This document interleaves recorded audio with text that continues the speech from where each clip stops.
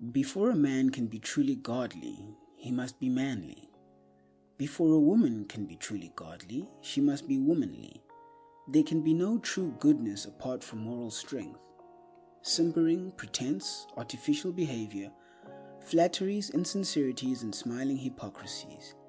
Let these things be forever destroyed and banished from our minds. Evil is inherently weak, ineffectual, and cowardly. Good is essentially strong, effective, and courageous. In teaching men and women to be good, I teach them to be strong, free, self-reliant. They greatly misunderstand me and the principles which I enunciate, who imagine that because I teach gentleness, purity, and patience, I teach the cultivation of an effeminate weakness. It is only the manly man and the womanly woman who can properly understand those divine qualities. No one is better equipped to achieve the life triumphant than they who, along with active moral qualities and a high sense of purity and honor, are also possessed of the strong animal nature of the normal man. That animal force which, in various forms, surges within you, and which in the hour of excitement carries you blindly away, causing you to forget your higher nature and to forfeit your manly dignity and honor. That same force controlled, mastered, and rightly directed will endow you with the divine strength by which you can achieve the highest, noblest, most blissful victories of true living.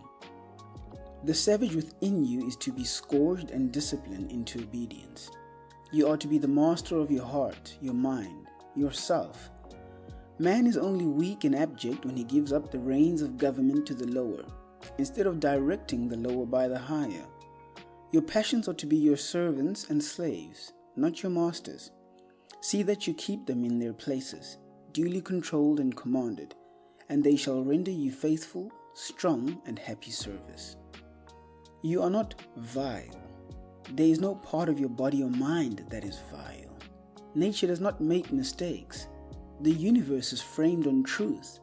All your functions, faculties, and powers are good, and to direct them rightly is wisdom, holiness, happiness.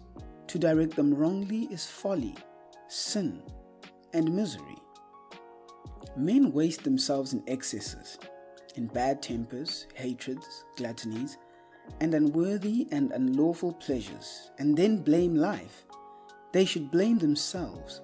A man should have more self-respect than to abuse his nature in any way.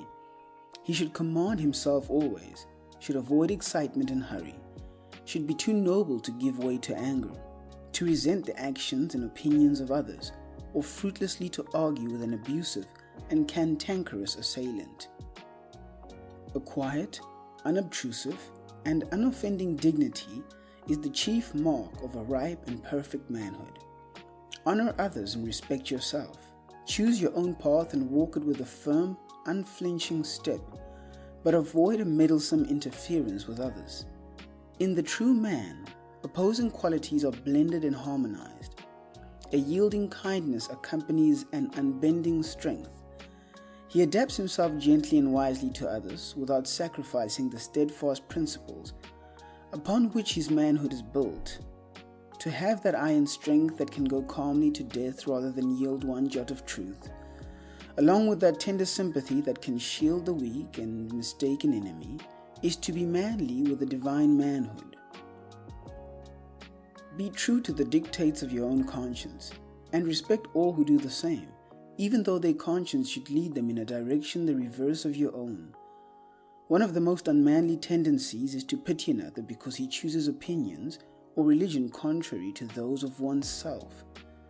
Why pity a man because he is agnostic or an atheist, or a Buddhist or a Christian, because he does not hold this opinion or that belief? Such pity should be rightly named contempt.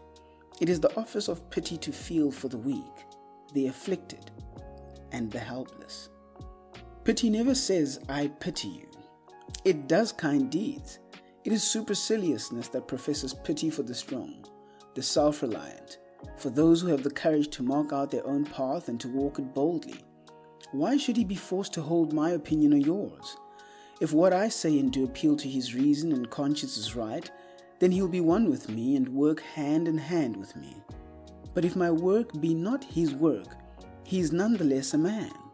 He has his duty, though it not be my duty.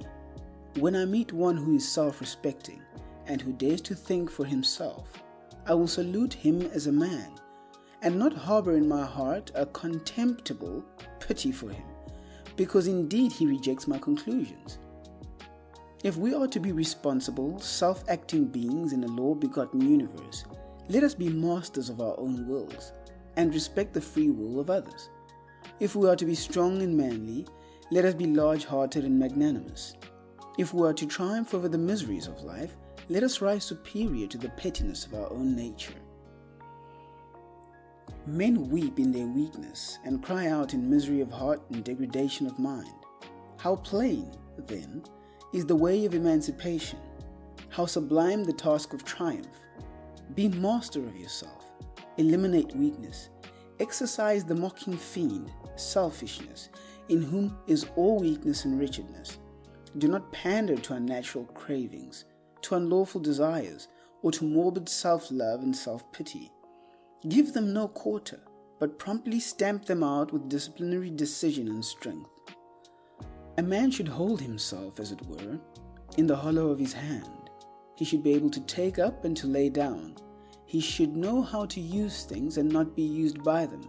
He should neither be the helpless captive of luxury, nor the whipped slave of want, but should be self-contained and self-sufficient, master of himself under all conditions.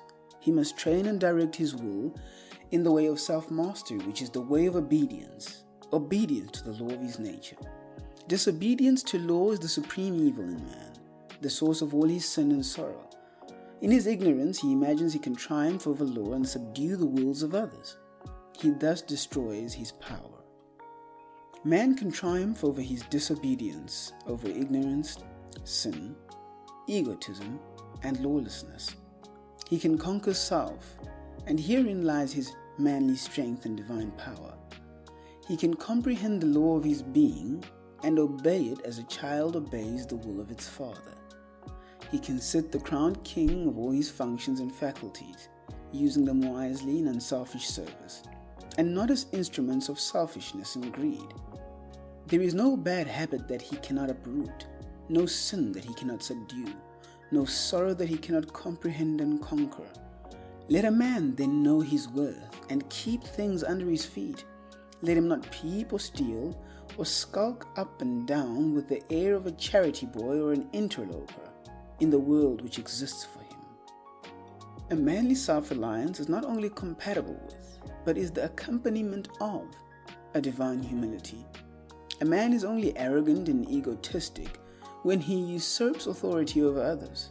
He cannot claim nor exercise too great an authority over himself. Strong self-command with gentle consideration for others combine to make the truly manly man. To begin with, a man must be honest, upright, sincere. Deceit is the blindest folly. Hypocrisy is the weakest thing on earth. In trying to deceive others, a man most of all deceives himself. A man should be so free from guile, meanness, and deceit as to be able to look everybody in the face with a clear, open, unflinching gaze, free from shame and confusion, and with no inward shrinking or misgivings. Without sincerity, a man is but a hollow mask, and whatsoever work he attempts to do, it will be lifeless and ineffectual. Out of a hollow vessel, nothing but the sound of hollowness can come, and from insincerity, nothing but empty words can proceed. Many are not consciously hypocrites, yet fall victims, thoughtlessly, to little insincerities which undermine happiness and destroy the moral fabric of their character. Some of these people go regularly to their place of worship. They pray daily, year after year, for a purer heart and life, yet come from their devotions to vilify an enemy, or, worse still, to ridicule or slander an absent friend for whom, when they meet him or her, they will have nothing but smiles and smooth words. The pitiful part of it is that they are totally unconscious of their insincerity, and when their friends desert them, they speak complainingly of the faithlessness and hollowness of the world, and of people generally, and tell you sadly that there are no true friends in this world. Truly, for such, there are no abiding friendships. For insincerity, even if not seen, is felt, and those who are incapable of bestowing trust and truth cannot receive it. Be true to others, and others will be true to you. Think well of an enemy and defend the absent friend. If you have lost faith in human nature, discover where you have gone wrong yourself. In the Confucian Code of Morals, sincerity is one of the 5 great virtues, and Confucius thus speaks of it. Quote, "It is sincerity which places a crown upon your lives. Without it, our best actions would be valueless.